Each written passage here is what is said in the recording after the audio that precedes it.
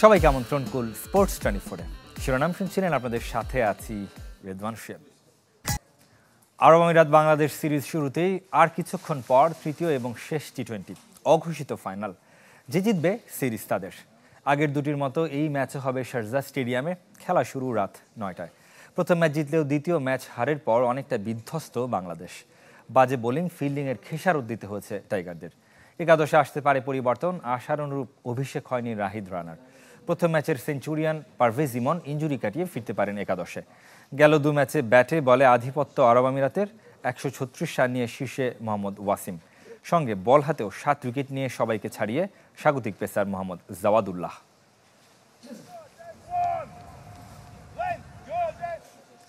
যুদ্ধের আতঙ্ক এখনও কাটেনি নাহিদ রানার। পিএসএল থেকে ফিরে আসার সেই ভয় থেকে জাতীয় দলের হয়ে আবার যেতে চান না এই পেসার। ফিল্ডিং কোচ এবং ফিটনেস ট্রেনারও সফরসঙ্গী হচ্ছেন না দলের, জানিয়েছেন cricket operations chairman Nazmul Abedin Fahim.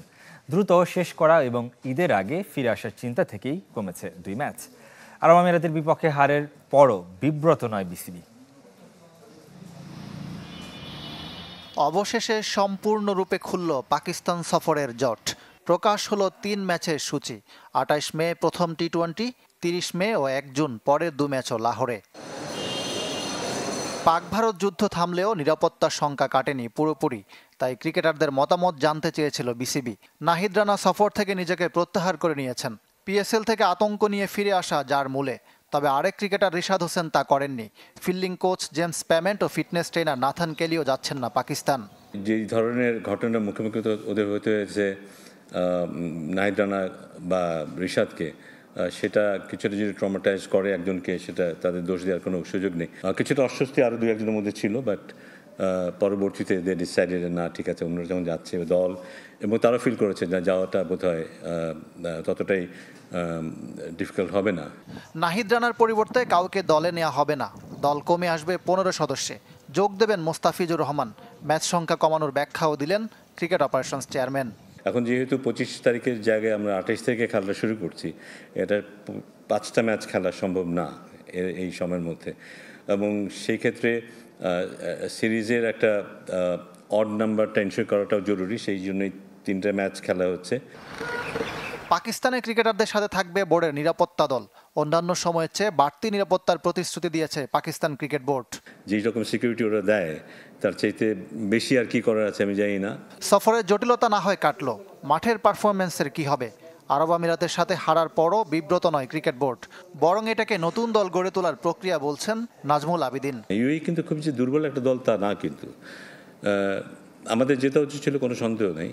But এটা একটা প্রসেস। আমার ধারণা যে অনেক সময় 2 পা সামনে আগানোর জন্য 1 পা পিছাতে হয়, কিন্তু আমার মনে হয় এটা সেটা। বাবর আজম, শাহিন আফ্রিদিকে ছাড়াও পাকিস্তানকে শক্তিশালী প্রতিপক্ষ মানছেন ফাহিম। টি-20-র জন্য মেহেদি মিরাজের বোলিংয়ে উন্নতি দেখতে চান। ইকরাম হুসাইন, চ্যানেল 24, ঢাকা। এদিকে বাংলাদেশের বিপক্ষে টি-20 সিরিজের জন্য 16 সদস্যের স্কোয়াড ঘোষণা করেছে পাকিস্তান। তবে ঘরের মাঠে নেই বাবর আজম, মোহাম্মদ রিজওয়ান এবং শাহিন শাহ আফ্রিদি। চলতি পিএসএল পারফরমেন্স বিবেচনায় এমন সিদ্ধান্ত নিয়েছে পিসিবি নির্বাচক প্যানেল। ইঞ্জুরি কাটিয়ে ফিরছেন সাইম আইয়ুব। দক্ষিণ আফ্রিকা সিরিজে গোড়ালির ইঞ্জুরিতে ছিটকে গিয়েছিলেন এই ওপেনার। প্রায় 3 মাস পর আবারও ফেরার অপেক্ষায় তিনি। পিএসএলে এখনও পর্যন্ত সর্বোচ্চ রান সংগ্রাহক সাহিবজাদা ফারহান, যার ফলও পেয়েছেন তিনি। 2018 সালের পর টি-20-তে প্রথমবার ডাক পেলেন এই ওপেনার। দলকে নেতৃত্ব দেবেন সালমান আগা, তার ডেপুটি হিসেবে থাকছেন শাদাব খান। স্কোয়াডে সুযোগ হয়েছে ফখর জামান, হারিস রৌফ এবং নাসিম শাহ। বাংলাদেশের বিপক্ষে সিরিজ দিয়ে শুরু হবে পাকিস্তানের নতুন কোচ মাইক হেসনের দায়িত্ব। ফুটবলের খবর জানাবে এবার। বাংলাদেশ সিঙ্গাপুর ম্যাচে টিকিট বিক্রি করে কোটি টাকার বেশি আয়ের লক্ষ্য ফুটবল ফেডারেশনের। নির্ধারিত হয়েছে মূল্য সর্বনিম্ন 400 থেকে সর্বোচ্চ 5,000 টাকায় দেখা যাবে এই ম্যাচ। শনিবার থেকে অনলাইন প্ল্যাটফর্মে বিক্রি হবে টিকিট। এদিকে 200 টাকায় ভুটান ম্যাচের টিকিট কেনা যাবে অনলাইন থেকে। ফুটবল উন্মাদনায় সবার আগ্রহের কেন্দ্রে বাংলাদেশ সিঙ্গাপুর ম্যাচ। 10 জুন জাতীয় স্টেডিয়ামে হামজা চৌধুরী, সমিত সোমদের খেলা কত টাকায় দেখা যাবে? গত কদিনের প্রশ্নের উত্তর মিলেছে। গ্যালারিতে বসে যিনি দেখবেন তাকে গুনতে হবে 400 টাকা। শনিবার থেকে অনলাইনে মিলবে টিকিট। 18,000-এর বেশি টিকিট ছাড়া হবে সাধারণ গ্যালারির, সেটা পূর্ব, পশ্চিম বা উত্তর গ্যালারির। সর্বনিম্ন 400 থেকে সর্বোচ্চ 5,000 টাকা পর্যন্ত থাকছে 10 ক্যাটাগরির টিকিটের মূল্য। ক্লাব হাউসের 2 গ্যালারির টিকিট মিলবে 2,000 ও 2,500 টাকায়। আকর্ষণীয় স্কাই ভিউ আবহে ম্যাচ দেখতে গুনতে হবে 3,000 টাকা। 3 ভাগে ভাগ করা হয়েছে ভিআইপি ক্যাটাগরি। 3 আর 2-তে খেলা দেখতে প্রয়োজন 2,500 টাকা করে, আর ভিআইপি 1-এর টিকিটের মূল্য 4,000 টাকা। কর্পোরেট বক্স সর্বোচ্চ 5,000 টাকা। হসপিটালিটি বক্সে খেলা দেখতে চাইলেও গুনতে হবে সমপরিমাণ অর্থ। প্রেসিডেন্সিয়াল বক্সের টিকিট পুরোপুরি সংরক্ষিত, সুযোগ পাবেন শুধু আমন্ত্রিতরা। শুধু এই এক ম্যাচের টিকিট বিক্রি থেকে কোটি টাকার উপরে আয়ের লক্ষ্য ফেডারেশনের। গ্যালারির 18,300 টিকিট বিক্রি থেকে 73 লাখ টাকা, আর ভিআইপি, কর্পোরেট ও হসপিটালিটি বক্স থেকে আয় হবে বাকি অংশ। শনিবার থেকে টিকিফাই.লাইভ ওয়েবসাইটে টিকিট কিনতে পারবেন সবাই। অনলাইন সহায়তার জন্য বসানো হবে একাধিক বুথ। একজন সর্বোচ্চ 5টি টিকিট নিতে পারবেন। বিভিন্ন সময় জাতীয় স্টেডিয়াম পরিদর্শন করে স্টেডিয়াম বর্তমান অবস্থা বিবেচনা করে আমরা মোট 10টি ক্যাটাগরিতে পুরো স্টেডিয়াম আসনগুলো বিন্যাস করেছি। ডিরেক্টলি আমাদের পোর্টালের থ্রুতেই পেমেন্টটা কমপ্লিট হবে, অ্যান্ড সাথে সাথেই পেমেন্টটা হওয়ার সাথে সাথেই সে তার টিকিটটা তার ইমেইলে পেয়ে যাবে। আমরা পর্যাপ্ত সিকিউরিটির ব্যবস্থা রেখেছি, আর যে ভলেন্টিয়ার আছে আপনার সিট আপনাকে বলে দেবেন এটা আপনার সিট। রুল দেওয়া সব কিছু টিকিটের মধ্যে তো সিটটা বহুলেই থাকবে, আরেকজনের সিটে চাইলেও বসতে পারবো না। 4 জুন বাংলাদেশ ভুটান প্রীতি ম্যাচের টিকিটও মিলবে অনলাইনে। গ্যালারির টিকিটের দাম 200 টাকা। ফয়জুল ইসলাম, চ্যানেল 24, ঢাকা। এদিকে সিঙ্গাপুর ম্যাচকে সামনে রেখে আবারও জাতীয় স্টেডিয়াম পরিদর্শন করেছে ফুটবল ফেডারেশন কম্পিটিশন কমিটি। দুপুরে কমিটির 3 সদস্য মাঠ পরিদর্শন করেন। ভিআইপি বক্স থেকে সেনাবাহিনী সদস্যদের স্থানান্তরে এখনও কোনো সিদ্ধান্ত না হলেও সার্বিক সংস্কারে সন্তুষ্টি প্রকাশ করেন তারা। জটিলতা কেটেছে ম্যাচ কমিশনারের রুম নিয়েও। বৃহস্পতিবার বাফুফেকে ভেন্যু বুঝিয়ে দেওয়ার কথা জাতীয় ক্রীড়া পরিষদের। এরপর 23 মে এফসির কাছে রিপোর্ট দেবে বাফুফে।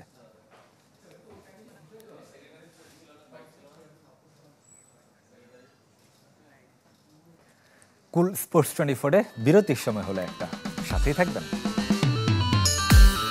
বাংলাদেশ প্রিমিয়ার লিগের ফুটবলের খবর জানাবো এবার। চ্যাম্পিয়নশিপ নিশ্চিত হওয়ার পর প্রথম ম্যাচে হার মোহামেডানের। মঙ্গলবারের অসমাপ্ত ম্যাচে সাদা কালোদের 4-3 গোলে হারিয়েছে রহমতগঞ্জ। তবে 16তম রাউন্ডে বড় জয় পেয়েছে আবাহনী। এনামুলের জোড়া গোলে চট্টগ্রাম আবাহনীকে হারিয়েছে 5-0 গোলে। 1-1 গোলে ড্র হয়েছে ফর্টিস পুলিশ এফসি ম্যাচ। ভারী বৃষ্টিতে মঙ্গলবার কুমিল্লায় মোহামেডান রহমতগঞ্জ ম্যাচের খেলা হয়েছিল মাত্র 18 মিনিট। 2-1 গোলে এগিয়ে ছিল সাদা কালোরা। তবে এদিন শুরুতেই তাজউদ্দিনের গোলে সমতায় ফিরে রহমতগঞ্জ। 6 মিনিট পর সুলেমান দিয়াবাতের দ্বিতীয় গোলে আবারও এগিয়ে যায় মোহামেডান। বিরতি থেকে ফিরে 2 মিনিটের ব্যবধানে জোড়া গোলে রহমতগঞ্জের জয় নিশ্চিত করেন স্যামুয়েল বোয়েটাং। আগের দিনের 1 গোল সহ পূর্ণ করেন হ্যাট্রিক। মৌসুমে চ্যাম্পিয়নদের দ্বিতীয় হার এটি।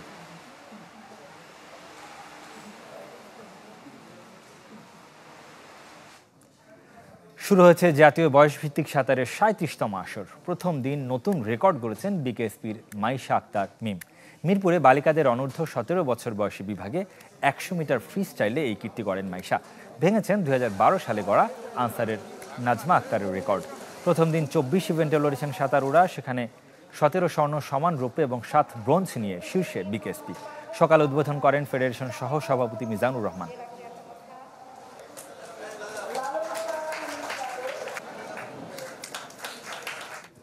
কুল স্পোর্টস 24-এ আরও একটা বিরতির সময় হলো, ফিরছি একটু পর। স্পোর্টস 24-এ রিক্ত হাতে বিদায়ের বেদনা একদিকে, আরেকদিকে সেই বিদায় নিশ্চিতের পর নিয়ম বদলের হতাশা। এমন পরিস্থিতি কলকাতা নাইট রাইডার্সের। বৃষ্টির সংখ্যায় ম্যাচের সময় বাড়িয়ে দিয়েছে বিসিসিআই, অথচ সেই বৃষ্টিতে কেকেআরের 2 ম্যাচ পরিত্যক্ত হয়েছে। আইপিএলের বর্তমান চ্যাম্পিয়নদের বিদায় লিগ পর্ব থেকে। নেপথ্যে শুধুই হতশ্রী পারফরমেন্স নয়, দায়ী বেরসিক বৃষ্টিও। যে কারণে 2 ম্যাচে পয়েন্ট হারিয়েছে কলকাতা নাইট রাইডার্স। বৃষ্টি বাধায় উলটপালট পয়েন্ট টেবিল। বিদায় মেনে নিয়ে নিশ্চুপ ছিল শাহরুখ খানের দল, কিন্তু সরব হলো ভারতীয় ক্রিকেট বোর্ড নতুন নিয়ম চালু করার পর। বৃষ্টি বাগড়া দিলে 20 ওভারের ম্যাচ শেষ করতে 1 ঘন্টার বদলে অপেক্ষা করা হবে 2 ঘন্টা।